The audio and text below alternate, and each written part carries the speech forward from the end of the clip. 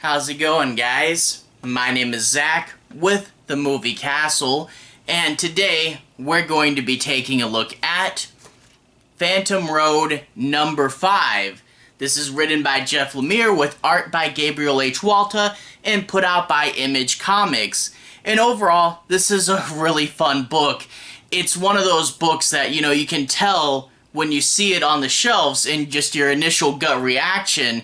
And I was like, oh, Phantom Road, I want to see what happens next. So yeah, it is a really interesting book, but also the end of issue 5, it does say something interesting on the last page here, and that is end of book 1.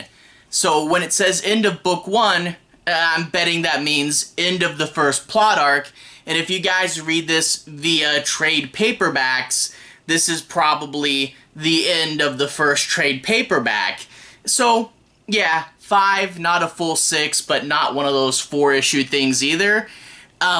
Just spitballing and guessing on plot structure, Jeff Lemire also wrote Family Tree for Image, and that was a 3-volume series. I'm betting this is probably going to be a 3-volume series as well. So Volume 1 beginning, Volume 2 middle, Volume 3 big epic ending. So knowing that this is the ending to the first volume, we really ended on a really interesting place. I mean, the final shot here, I'm not going to spoil what it is, but it's just, whoa, okay, that happened. And this series so far has doled out a bunch of questions. A lot more questions than it has answers, but knowing that this is the end of the first act really does make sense why we're doing that. We're asking a whole bunch of questions, but this is just the beginning. We're not due for the payoffs yet. I really do hope that in Volume 2 they play out to interesting things, and Volume 3 has an interesting conclusion, again, assuming this is 3 volumes, which I'm betting it will be. But yeah, we've gotten so much more setup than answers. I really do hope this has the payoff, but there's a whole lot when you talk about asking new questions. There is a few major revelations here. I mean, just look at this cover. You guys can infer that we're in for something kind of weird when the cover is Billy Bear holding a bloody hammer. That is strange. There's, I won't spoil what, an interesting revelation about one of these mysterious figures, and also an interesting revelation about the mysterious space rock thing itself. And all 3 of these things were stuff that I'm like, okay, that is a big, weird, epic revelation that is perfect for the final chapter of the opening act. Again, have to hope this stuff plays off, but yeah, this book is giving us a ton of questions. And assuming this is the end of the setup, boy, this is a lot to ponder here. So it really has me excited. I'm hoping there's not a big break between 5 and 6, because sometimes books like this do giant breaks between plot arcs, but hopefully it won't be too long before we jump back in here, because yeah, I have several questions. Anyway, if you guys want to see a little bit more, let's go ahead and switch to the close-up camera. I'll show you guys a little bit of the story and a little bit of the art, but I'll be avoiding major spoilers. So without further ado, let's switch to the close-up camera.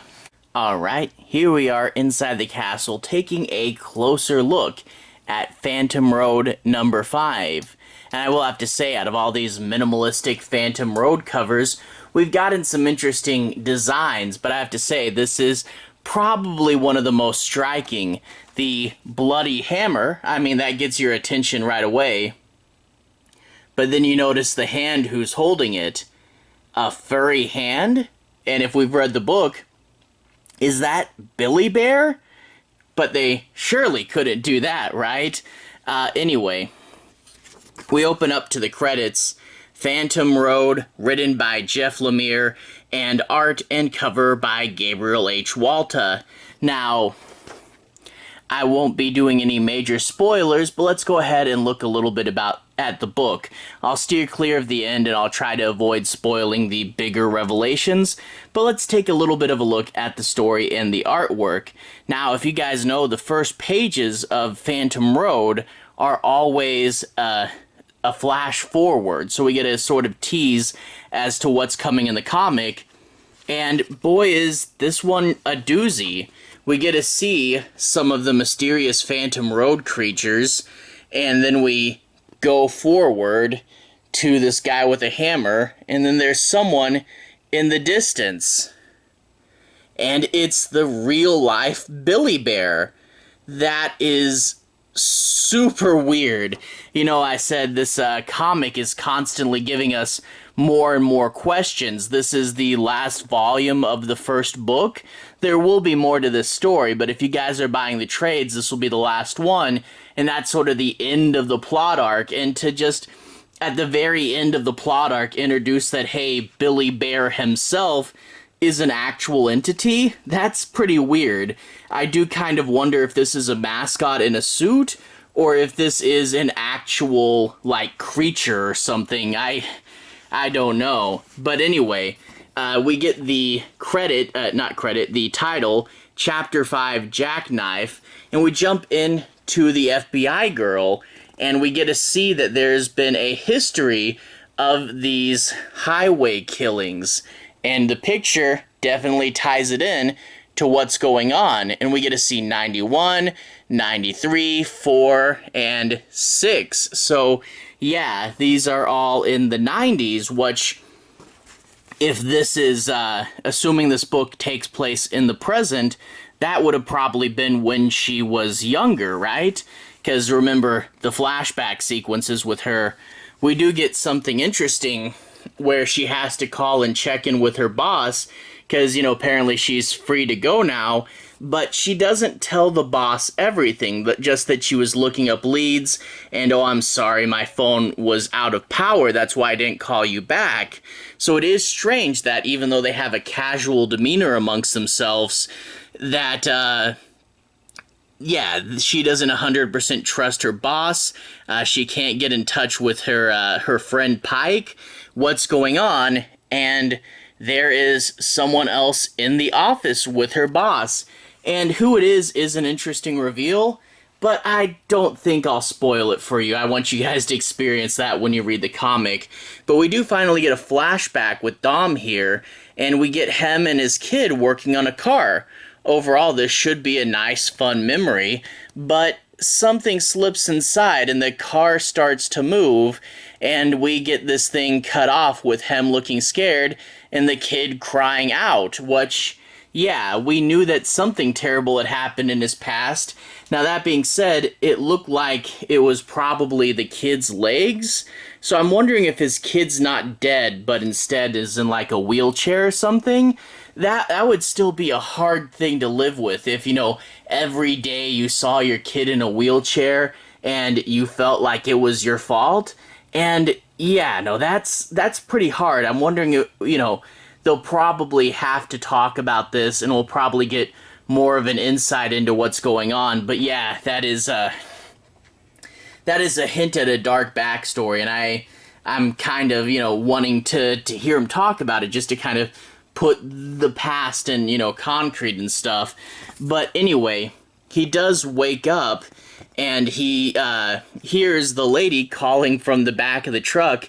And that was one thing from last time is, you know, I get being nervous and maybe you don't make the best decisions, but when you hit it last time, that's when you got sent to this world, so it shouldn't be a surprise that hitting it again sends you back, so whatever. But now she's in the back and surrounded, and she picks up a hammer, and she starts to attack the creatures and try to fight them off, and she's going to need the help of Dom there to try to fight their way back to the front of the cab. Now, I don't want to go too much farther in this book, I don't want to spoil it, but there is a really interesting revelation as to what's going on with that space rock thing that they have in the back. It's a panel that when you look at it and try to figure out what it means, it is pretty interesting, but I don't want to go that much farther. But overall, it is a good book. But yeah, like I said, it's setting us up with a ton of questions.